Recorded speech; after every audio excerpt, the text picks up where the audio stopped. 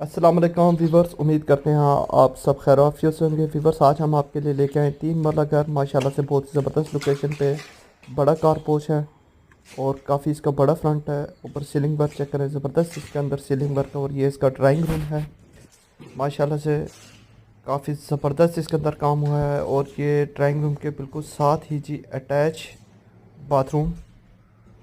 और ये जी इसके काफ़ी बड़ा इसके साथ बाथरूम है और काफ़ी खुला डुला बाथरूम है। और ये जी ड्राइंग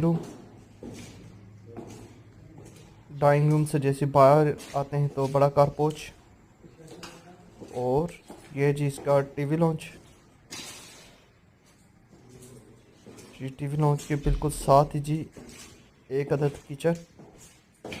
माशाल्लाह से किचन में बहुत ही ज़बरदस्त काम हुआ है और सब कैबिनेट वगैरह इसके अंदर इंस्टॉल की गई हैं।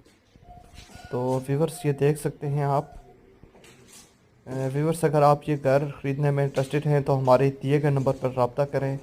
व्यूवर्स, ये इसके साथ सेकंड रूम है और इसमें भी आप सीलिंग वर्क चेक करें, माशाल्लाह से ज़बरदस्त इसके अंदर सीलिंग वर्क। और इसके साथ भी अटैच बाथरूम माशाल्लाह से बहुत ही ज़बरदस्त लोकेशन पे है।